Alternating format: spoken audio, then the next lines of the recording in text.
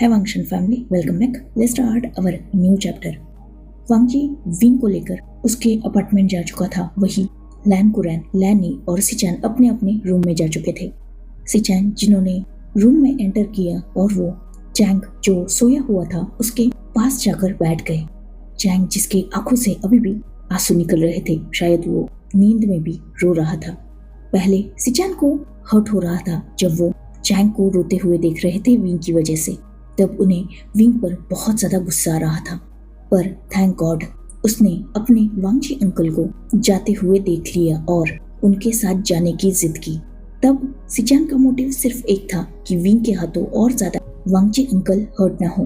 पर जब वहां जाकर उसने विंग की सारी बातें सुनी और अब जब उसे विंग का पूरा सच पता चला है, उसे चैंग के लिए तो बुरा लग ही रहा है, पर उससे ज्यादा बुरा उसे विंग के लिए लग रहा है। ऑब्वियसली अब चैंग हर्ट है और विंग ने उसे हर्ट किया है। विंग की सारी सच्चाई सिचैन जानता है, तो अब सिचैन का फर्ज बनता है कि वो चैंग की टेक केयर करे। और साथ ही उसने विंग से वादा भी तो किया है कि वो उनके बच्चे की टेक केयर करेगा। तो हाँ, सिचैन अपने 100% एफर्ट्स लगाएंगे और चैंग साथ ही विंग के लिए भी जो हो सकता है अपनी तरीके से वो सब करेंगे, जिससे जल्द से जल्द विंग इस सिचुएशन से बाहर आकर फिर से अपने बच्चे को प्यार से संभालने लगे। सिचैन जो यही सोचते हुए चैंग को अपनी बाहों में होल्ड करके उसे सहलाने लगे थे। वही दूसरी तरफ वांगजी विंग को लेकर अपार्टमेंट में एंटर कर चुका था। वांगजी जिसने विंग को काउच पर बिठा दिया और सबसे पहले उस अपार्टमेंट के सारे कर्टन्स क्लोज किए थे। देन वो भी विंग के पास आकर बैठ गया। उसने विंग को अपनी तरफ खींचा और उसके हेड को वो प्यार से सहलाने लगा। वैसे sweet heart, I am sure तुमने डिनर नहीं किया होगा, कुछ खाना चाहोगे? विंग जिसने वांगजी की तरफ देखा। मन नहीं है। ये सुनते ही वांगजी जिसने विंग को रिप्लाई किया, पर मेरा तो है, मुझे तो भूख लगी है, चलो कुछ बनाते हैं। जैसे ही वांगजी ने अपनी बात खत्म की, विंग ने उसकी तरफ देखा थोड़ा वियर्डली। वांगजी, वेडिंग के बाद आज मैं यहाँ आया हूँ, यहाँ ग्रोसरी नहीं है, कुछ भी बनाने के लिए चीजें ही नहीं है। तुम्हें अगर कुछ खाना है तो बाहर से ऑर्डर कर लो। वांगजी ने नोट किया और किसी को कॉल किया। करीबन आधे घंटे बाद एक पर्सन जो उन्हें फूड डिलीवर कर चुका था, वो वांगजी का असिस्टेंट था। ऑब्वियसली अगर ऑनलाइन फूड ऑर्डर करते तो प्रॉब्लम हो सकती थी, इसीलिए वांगजी ने अपने पर्सनल असिस्टेंट को फूड लाने के लिए बोला था। वांगजी जिसने वो फूड रिसीव किया और असिस्टेंट को ही कार की चाबी पकड़ा दी। असिस्टेंट के फेस को मास्क से कवर कर दिया और उसे ये बोला कि इस कार को लैंड मेंशन पहुंचा दे और अपनी कार को यही रहने दे, उसका यूज वांगजी करेगा। असिस्टेंट जिसे ये बातें समझ नहीं आई, पर उसने वांगजी की बात मान ली और अपनी कार की कीज वांगजी को दे दी और वांगजी की कार की कीज होल्ड कर ली। साथ ही वांगजी के कहने पर उसने अपने फेस को भी मास्क से कवर कर लिया और वांगजी ने उसे अपना कोट दे दिया था पहनने के लिए। असिस्टेंट ने वो ब्लेजर भी लेकर वांगजी के कहने पर वांगजी को अपना ब्लेजर दे दिया। वो बेचारा तो समझ नहीं पा रहा था कि उसके बॉस आज उसकी चीजों के पीछे क्यों पड़े हैं, पर वांगजी को ये सब करना इम्पोर्टेंट था। वो विंग को अपनी कार से लाया है और असिस्टेंट उस कार को लैंड मेंशन पहुंचा देगा। मतलब अगर बाहर कोई नजर रख रहा है तो उसे ये लगेगा कि वांगजी ऑलरेडी विंग की अपार्टमेंट से जा चुका है। ये सारा दिमाग लगाने के बाद वांगजी विंग के पास आ गया और उसने सारे फूड को सर्व करना स्टार्ट कर दिया। देन वो विंग को अपने हाथ से फीडिंग कराने लगा। वही विंग जो खाना तो नहीं चाहता था, पर वांगजी को रेजिस्ट भी नहीं कर पाया और शांति से उसके हाथ से फीडिंग करने लगा। आज सच में वांगजी की इतने दिनों बाद जेन्युइन केयर देखकर विंग को बहुत अच्छा फील हो रहा था।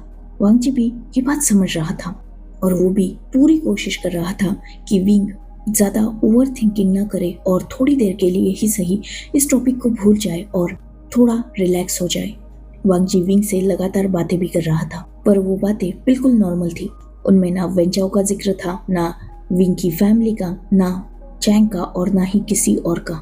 वो उन दोनों के बीच के प्यार की बातें थी और वांगजी देख सकता था कि धीरे धीरे विंग इन सब चीजों को छोड़ के उसकी बातों पर ध्यान दे रहा है। फाइनली वांगजी विंग को डिस्ट्रैक्ट करने में सक्सेसफुल था ऐसे ही उन दोनों ने अपना फूड कंप्लीट किया। विंग ने भी वांग जी को अपने हाथ से खिलाया था। देन वांग जी ने वो सारा मेस क्लीन किया और विंग को डायरेक्टली अपनी बाहों में होल्ड कर लिया। वो विंग को लेकर विंग के ही रूम में जा चुका था। देन वांग जी ने विंग को बिल्कुल अपने पास सुला लिया।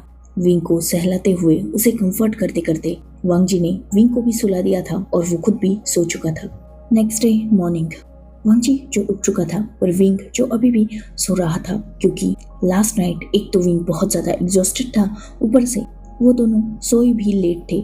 वैसे भी वांग जी समझ सकता था कि विंग को रेस्ट की बहुत ज्यादा जरूरत है, इसीलिए उसने विंग को जगाया नहीं। वही वो खुद अपने तरीके इन्वेस्टिगेशन स्टार्ट कर चुका था।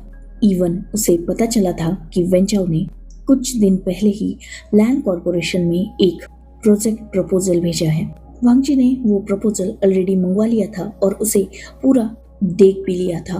वांग जी को वो प्रपोजल ज्यादा पसंद तो नहीं आया था, पर क्योंकि उसे वेंचाओ को बर्बाद करना था और साथ ही वांग जी की अब उससे पर्सनल दुश्मनी हो चुकी थी, क्योंकि वेंचाओ उसके ओमेगा को चाहता है अपने बेड पर, तो वांग जी ऐसे घटिया इंसान को कैसे छोड़ सकता है। उसने अपने असिस्टेंट से कहा कि वो ये प्रपोजल एक्सेप्ट कर ले और वेंचाओ को बहुत जल्द लैंड कॉर्पोरेशन में मीटिंग के लिए इनवाइट करे। ऑब्वियसली वांग जी का असिस्टेंट भी बेवकूफ नहीं था। अपने बॉस को वो बहुत सालों से जानता था। इतने बेकार प्रोजेक्ट प्रपोजल को वांग जी एक्सेप्ट कर रहा है, मतलब कोई बहुत बड़ी बात है। ये बात असिस्टेंट समझ चुका था। उसने अपने बॉस की बात मानते हुए बिल्कुल वैसा ही किया था। वैन कॉर्पोरेशन के प्रपोजल को एक्सेप्ट करके उसने वेंचाओ को कांटेक्ट किया था मीटिंग के लिए। वही विंग जो धीरे धीरे अपनी आईज ओपन कर रहा था। जैसे ही वांग जी का उस तरफ ध्यान किया, उसने अपने मोबाइल को साइड में रखा और वो विंग की तरफ ध्यान देने लगा। विंग जो कुछ ही देर बाद उठ चुका था और अपने पास इतने दिनों बाद वांग जी को देखकर उसके फेस पर स्माइल आ चुकी थी। उसने वांग जी को हग कर लिया। वही वांग जी जिसने प्यार से विंग को होल्ड किया और उसके फोरहेड पर किस किया। Good morning sweetheart, feeling better? Wing जिसने नोट किया और उसने फिर से वांग जी को हग कर लिया। वांग जी जिसने कुछ देर तक विंग को प्यार से सहलाया, उसे कंफर्ट किया और फिर वो विंग को उठाकर बाथरूम में लेके गया था खुद बात दिलाने। उन दोनों ने साथ में बात लिया। देन वो दोनों भी बाहर आए। विंग ने देखा कि ऑलरेडी हॉल में कुछ बैग्स पड़ी हैं। विंग ने वांग जी की तरफ कंफ्यूजिंगली देखा। वांग जी जिसने स्माइल की, एक्चुअली मैंने साइड का अपार्टमेंट परचेस कर लिया है मेरे असिस्टेंट के नाम पे। इन सारी बैग्स में मेरे क्लोथ्स हैं, क्योंकि ऑब्वियसली यहाँ मैं तुम्हें अकेले छोड़ने का रिस्क नहीं ले सकता। यहाँ आने जाने के लिए मैं अपने असिस्टेंट का ही व्हीकल यूज करूँगा, और अगर वेंचाओ ने कुछ भी कहा इस बारे में तुम्हें, तो ये बोल देना कि वांग जी मुझ पे इन्वेस्टिगेट करा रहा है और उसने इसीलिए इस अल्फा को, मतलब असिस्टेंट को यहाँ भेजा है ताकि वांग जी मुझ पे नजर रख पाए। इससे वेंचाओ तुमसे दूर भी रहेगा और मैं तुम्हारे पास भी रह सकूंगा। साथ ही मैंने ग्रोसरी भी मंगवा ली है। तुम बैठो, मैं किचन सेट करता हूँ और तुम्हारे लिए कुछ ब्रेकफास्ट बनाता हूँ। विंग जिसके फेस पर स्माइल आ चुकी थी। सच में वांग जी उससे प्यार करता है, उसके लिए कुछ भी कर सकता है, और इस बात का प्रूफ हर बार वांग जी की हरकतें विंग को देती है। विंग जिसने वांग जी से कहा कि वो भी वांग जी की हेल्प करा देगा ताकि वर्क जल्दी कंप्लीट हो सके। वांग जी ने नोट किया। देन वो दोनों भी किचन सेट करने लगे। वही विंग जो फूड प्रिपेयर करने लगा और वांग जी भी उसकी हेल्प कर रहा था। ऐसा ही उनका वो वक्त बहुत हैप्पीली बीता। वांग जी को आज अपने पास देखकर, अपने साथ देखकर विंग को बहुत खुशी हो रही थी। वांग जी उसे हर बार कंफर्ट कर रहा था, सपोर्ट कर रहा था और विंग को बहुत प्रोटेक्टिव फील हो रहा था। ऑब्वियसली उसका अल्फा स्ट्रांगली उसके साथ था और विंग को वांग जी पर पूरा ट्रस्ट है। वो जानता है वांग जी उसे प्रोटेक्ट कर ही लेगा, इसलिए अब विंग भी थोड़ा टेंशन फ्री था।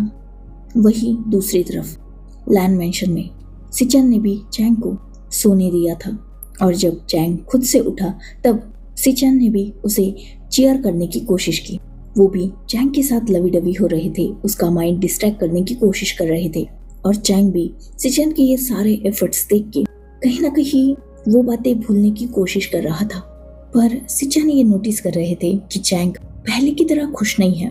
इवन चैंग की आंखों से लगातार आंसू बह रहे थे विदाउट रीजन, और सिचान मतलब समझते थे ऑब्वियसली चैंग फर्स्ट टाइम इतना हर्ट हुआ है तो ये बिहेव नॉर्मल था।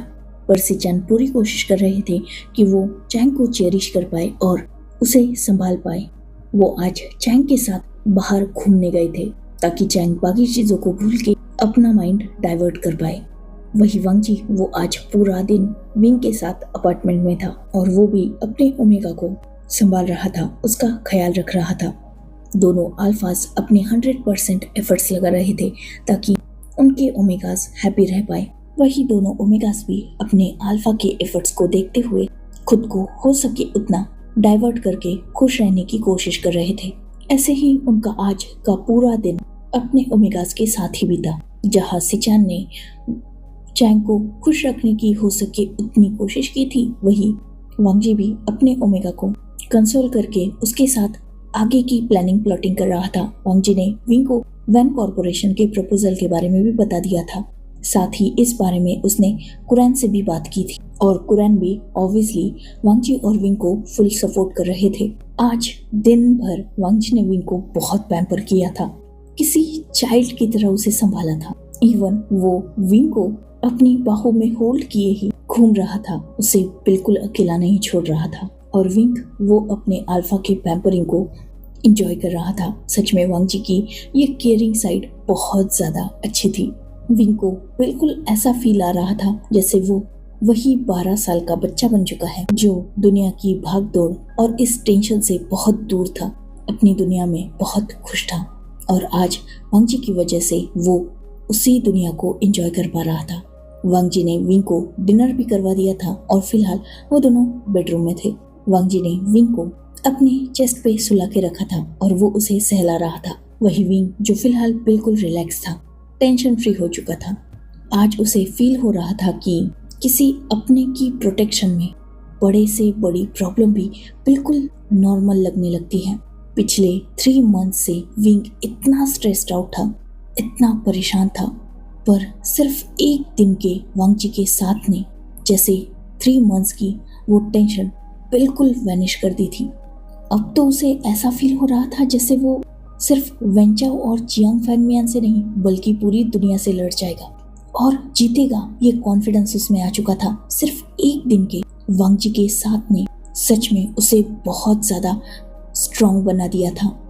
वही वांगजी वो एक स्ट्रॉन्ग रिस्पॉन्सिबल अल्फा की तरह अपने ओमेगा को हो सके उतना कंफर्ट कर रहा था, पर कहीं ना कहीं वो अंदर से बहुत ज्यादा गुस्सा था।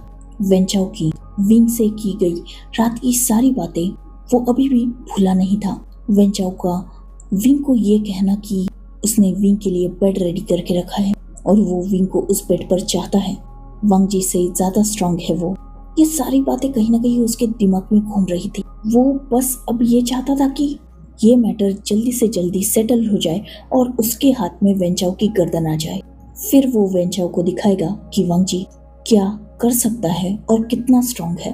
वेंचाओ के बॉडी में जितने बोन्स हैं उन्हें वांगजी गिन गिन के तोड़ेगा, पर फिलहाल वेंचाओ पर जो गुस्सा है वो उसे अपने तक ही रखना होगा और खुद को हो सके उतना नॉर्मल दिखाना होगा, क्योंकि वो अपने ओमेगा को परेशान नहीं कर सकता। उसका ओमेगा उसके कंफर्ट जोन को ढूंढ रहा है और फिलहाल वांगजी का गुस्सा कहीं ना कहीं विंग को भी हर्ट कर सकता है। अगर विंग को ये पता चल जाए कि वांगजी ने वेंचाओ की सारी बातों को दिल पे लिया है तो हो सकता है विंग हर्ट हो जाएगा। इसीलिए वांगजी हो सके उतना खुद को कंट्रोल कर रहा था। वही विंग वो समझ चुका था कि वांगजी के माइंड से वेंचाओ की बातें गई नहीं है और वांगजी नॉर्मल दिखाने की कोशिश कर रहा है।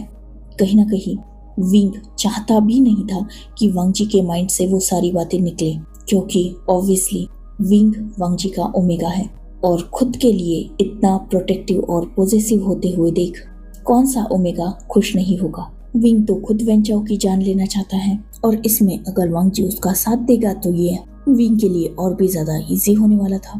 पर ऑब्वियसली अब वो दोनों करीब थे और इस वक्त भी वांगजी के माइंड में वेंचाओ चल रहा था। उसे बर्बाद करने के वो तरीके ढूंढ रहा था। ये बात विंग कैसे देख सकता था? तो वांग जी का माइंड डाइवर्ट करने के लिए कहीं ना कहीं उसने अपने एफर्ट्स लगाने स्टार्ट कर दिए थे।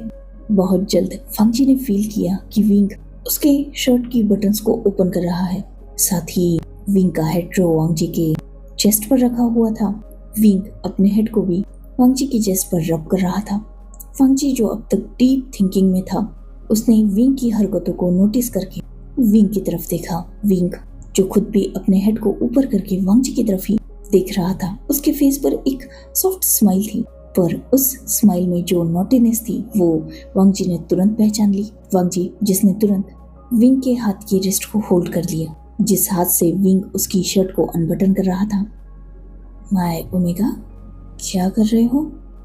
विंग जिसकी शक्ल बिल्कुल मासूम थी, छोटे बच्चे की तरह। अल्फा, आपको समझ नहीं आ रहा मैं क्या कर रहा हूँ? वांग जी जिसने मना कर दिया, वही विंग वो अब डायरेक्टली उठ गया और वांग जी के ऊपर आ चुका था। वो वांग जी के टमी पर बैठकर विंग वांग जी की तरफ देख रहा था। वही वांग जी उसने जहाँ अपने एक हाथ को अपने हेड के पीछे रखा था, वही वो भी अब अपनी नॉटी आईज से विंग की तरफ देख रहा था। विंग जिसने अपनी शर्ट को अनबटन करके उसे वांग जी की तरफ ही देखते हुए बहुत सिडक्टिवली उतार के साइड में थ्रो कर दिया था। देन वो वांग जी के करीब झुका, उसने वांग जी के लिप्स पर एक पैक किया। देन वो वांग जी के ईयर लॉब की तरफ अपने लिप्स को ले जाकर वहाँ एक सॉफ्ट किस किया। वांग जी जिसने अपने दूसरे हाथ से विंग की वेस्ट को ग्रैब कर लिया था, वही वो विंग की ये सारी हरकतें एंजॉय कर रहा था। I want my alpha. जैसे ही वांग जी की ये सिडक्टिव आवाज, विंग की ये सिडक्टिव आवाज और वो डीप ब्रीथ वांग जी ने अपने ईयर के पास फील की थी, उसे बहुत अलग फील हो रहा था। यह एहसास उसने करीबन 3 मंथ्स बाद फील किया था। विंग को अपने इतने करीब पाकर कहीं ना कहीं वांग जी भी खुद को रोक नहीं पाया था। उसने तुरंत ही विंग को फ्लिप कर दिया था और अब वो विंग के ऊपर था। विंग को समझने का भी वक्त ना देते हुए वांग जी डायरेक्टली उसके लिप्स पर अटैक कर चुका था। एक डीप पैशनेट किस के बाद वांग जी जो विंग से दूर हुआ, वो दोनों भी एक दूसरे की आंखों में देख रहे थे। I am the only alpha in your entire life, right? Wang ji के इस क्वेश्चन पर विंग ने वांग जी को अपने पास खींच लिया। वो उसकी आंखों में देख रहा था। राइट, तुम मेरी पूरी लाइफ में इकलौते अल्फा हो जिसके मैं इतने करीब आया हूँ, जिससे मैंने प्यार किया है। तुमसे मिलने से पहले तक मैं अपनी लाइफ में किसी अल्फा को लाने के बारे में सोच तक नहीं सकता था। मेरे पास मेरा बच्चा था जिसे मुझे संभालना था। मेरी सारी सिचुएशन मैंने ऑलरेडी तुम्हें बता दी है, तो मुझे चैंग को लेकर किसी पे भी ट्रस्ट था ही नहीं। इवन मैंने ये सोच के रखा था कि मैं लाइफ टाइम अकेला रहूँगा।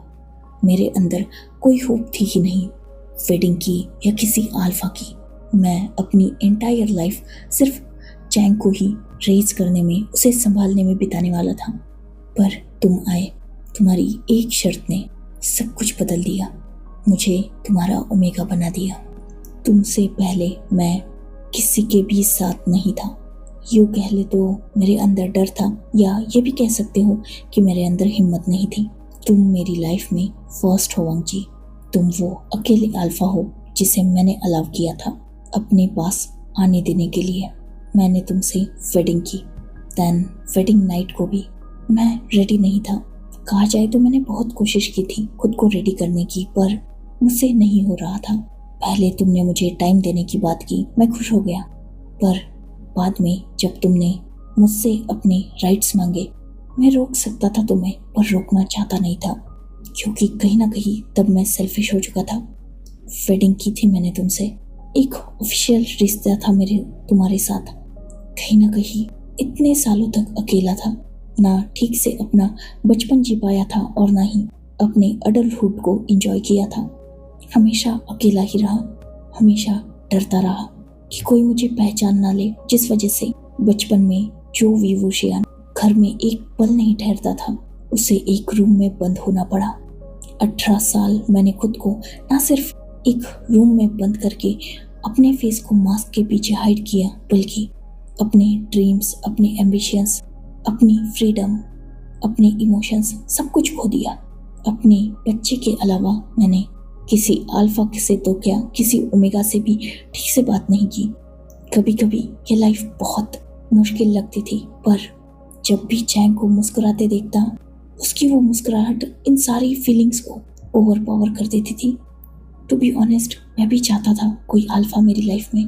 मैं भी चाहता था कि कोई मेरी केयर करे, कोई मुझे कंसोल करे, मेरे पास रहे, मुझे समझे, हर पल मेरा साथ दे, मुझे प्रोटेक्टिव और सिक्योर फील कराए। पर मैं ये भी जानता था कि ये चाहत वर्थलेस है, साथ ही मीनिंगलेस भी, क्योंकि मेरी सिचुएशन समझ सके ऐसा अल्फा टू बी ऑनेस्ट मैं सोचता था कि इस दुनिया में होगा ही नहीं। पर ऐसा नहीं था। मेरे पास तुम थे। जब तुम आए तो सब कुछ बदल गया। मैं भी होप रखने लगा। टू बी ऑनेस्ट वांगजी, उस मास्क को पहनने के कई रीज़न थे। मैं अपने फादर के लोगों से बचना चाहता था। मैं खुद की आइडेंटिटी और खुद की एज को हाइड करना चाहता था। और सबसे बड़ा रीज़न ये भी था कि मैं अकेला था और मेरे पास एक बच्चा था। सिर्फ एक बार बिना अपने फेस को कवर किए बाहर निकला था कुछ काम के लिए।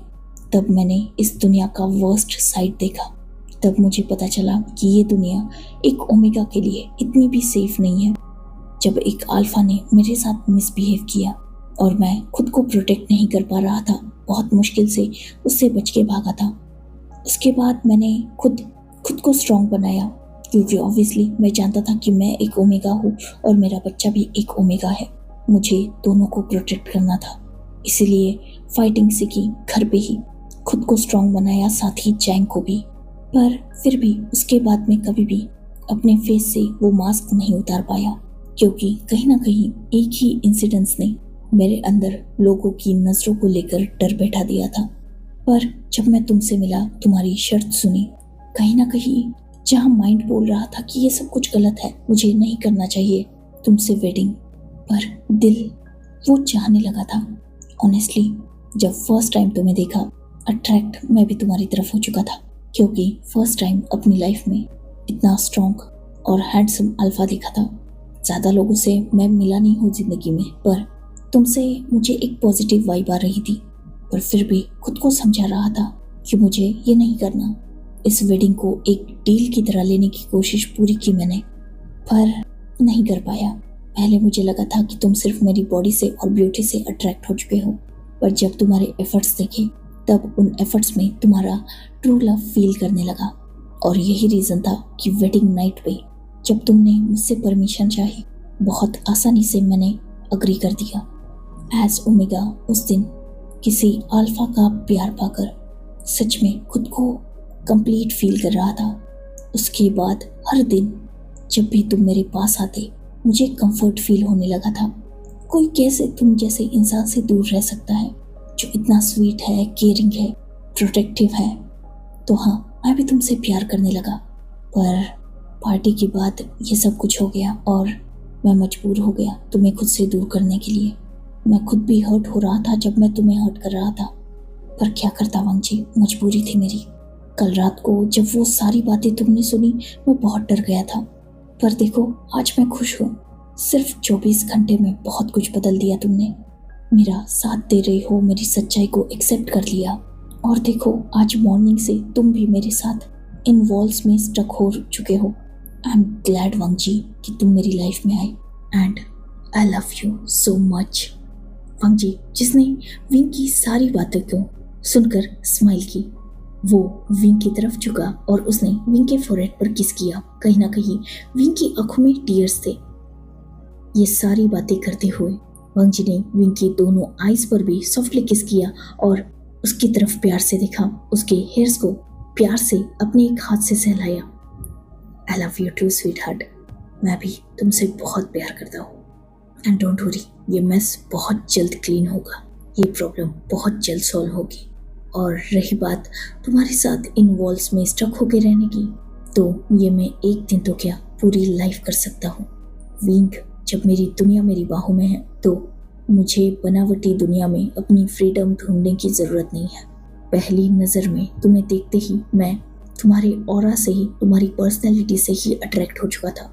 तब मैंने तुम्हारा फेस तक नहीं देखा था, पर जब तुमने मेरे कहने पर अपनी फेस का वो मास्क हटाया तब तो मैं खुद को बिल्कुल कंट्रोल नहीं कर पाया और तुमसे फाइनली प्यार करने लगा। आई नो कि मजबूर मैंने भी तुम्हें किया वेडिंग के लिए, पर बिलीव मी विंग, तुम्हें देखने के बाद से मैं जैसे खुद को रोक ही नहीं पा रहा था।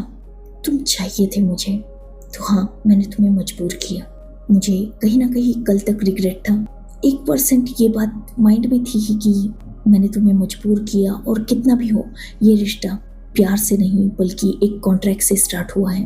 पर बिलीव मी, कल मुझे जब तुम्हारी सारी सिचुएशन पता चली ना, तो खुद पे प्राउड हो रहा था। थैंक गॉड मैंने तुम्हें मजबूर किया। थैंक गॉड मैंने डिसीजन लिया कि तुम मुझे मेरी लाइफ में चाहिए। आफ्टर ऑल इतना क्यूट ओमेगा लाइफ टाइम मेरे बिना कैसे जी पाता। इस बात पर विंग ने जस्ट स्माइल करके नोट कर दिया था। उसने अपने दोनों आर्म्स को वांगजी के नेक में ग्रैब कर लिया था। राइट, ये ओमेगा अपने अल्फा के बिन कैसे जी पाता। विंग के इस बात पर वो दोनों भी गिगल करने लगे और वांगजी विंग को अपने नीचे इतना खुल के हंसता हुआ देखकर उसे भी अच्छा लग रहा था। कितने दिनों बाद उसने विंग को इतना खुल के हंसते हुए देखा था, वरना अब तक विंग बहुत मिस्टीरियस और अजीब लग रहा था उसे। पर आज ये विंग बिल्कुल वो विंग था जो वेडिंग के बाद वांगजी को मिला था। ये वांगजी का ओमेगा था और एग्जैक्टली इसी ओमेगा से तो वांगजी प्यार करता है। विंग जो अभी भी गिगल कर रहा था, वो अपने ऊपर अब कहीं ना कहीं वांगजी की वो इंटेंस आइज फील कर चुका था। कुछ देर बाद वो जो शांत हो चुका था और वांगजी की तरफ ही देख रहा था। विंग जो कुछ बोलने ही वाला था तभी वांगजी डायरेक्टली उसके लिप्स को कैप्चर कर चुका था। एक डीप और पैशनेट किस के बाद वांगजी जिसने विंग की आंखों में देखा, विंग सिर्फ मेरे हो तुम। टू बी ऑनेस्ट, आज तक मैं जब भी ये सोचता था कि तुम्हारा एक बच्चा है तो ऑब्वियसली अल्फा भी होगा और तुमने उसके साथ वैसा ही टाइम स्पेंड किया होगा जैसे तुम मेरे साथ करते हो, तो कहीं ना कहीं दिल के किसी कोने में बुरा लगता था। इसका मतलब ये नहीं था कि मेरा प्यार कम था, बस ये था कि मैं पॉसेसिव हो रहा था। पर आज जब मुझे ये पता चल रहा है कि तुम ऐसे सिर्फ मेरे साथ हो, सच में मैं बहुत खुश हूँ। And I will make sure कि तुम्हारी ये साइड सिर्फ मेरे लिए ही रहे। तुम्हें एक ही रूम में अपने साथ रखने का हक सिर्फ मेरे पास है। एक बेड पर एक ब्लैंकेट में सिर्फ मैं तुम्हारे साथ हो सकता हूँ। एज अल्फा तुम्हें इस हद तक छूने का और देखने का हक सिर्फ मुझे है, और जो भी मुझसे मेरा हक छीनने की कोशिश करेगा, आई स्वे मैं उसकी सांसें छीन लूंगा। इस बार फैंचाओ ने गलत ओमेगा पर नजर डाली है। तुम्हें सिलेक्ट करके उसने बहुत बड़ी गलती की है एंड बिलीव मी, इसका रिग्रेट उसे बहुत जल्द फील कराऊंगा मैं। चाहे कितना भी कर लूं, उसकी वो रात की बातें मेरे माइंड से निकल नहीं रही, और तब तक नहीं निकलेगी जब तक मैं उसकी जान ना ले लूं। विंग जिसने वांगजी के लिप्स पर जस्ट पैक किया और उसकी तरफ देखा। वांगजी, एक सच बताओ, कल उसने बहुत कम बोला। उससे घटिया वर्ड्स मैं उसके मुंह से सुन चुका हूँ खुद के लिए, और जब वो सारे वर्ड्स अपने लिए उसके मुंह से सुनता था ना, मैं भी एग्जैक्टली वही सोचता था जो तुम पिछले 24 घंटों से सोच रहे हो। मैं भी उसकी जान लेना चाहता हूँ, पर मौत वो बहुत आसान सजा होगी उसके लिए। मुझे उसे तड़पा तड़पा के मारना है, एंड बिलीव मी, सबसे पहले वो जब मेरे हाथ में आएगा उसकी टंग ही कट करूँगा मैं। ये रिवेंज होगा मेरे लिए बकवास बोलने का और हर पल मुझे ब्लैकमेल करने का। जिस सच्चाई को जान के वो मुझे ब्लैकमेल कर रहा है ना, वो सच्चाई कभी उसके मुंह से बाहर ना आए, इस बात का मैं ख्याल जरूर रखूंगा। वांगजी ने इस बात पर नोट किया। ओके स्वीटहार्ट, ये वादा रहा तुम्हारे अल्फा का कि तुम्हें मैं ये चांस जरूर दूंगा। इस पर विंग ने स्माइल की। तो अब उस घटिया पर्सन की बातें छोड़कर मेरा अल्फा मुझ पे ध्यान देगा। इस पर वांगजी ने नोट किया। देन उनका इंटेंस रोमांस स्टार्ट हो चुका था। So enough for today, let's take a break. next chapter in next video. If you like my explanation, like, comment, and subscribe my channel. Hopefully, you all are enjoying this fan fiction. Goodbye. Take care. Enjoy your beautiful life.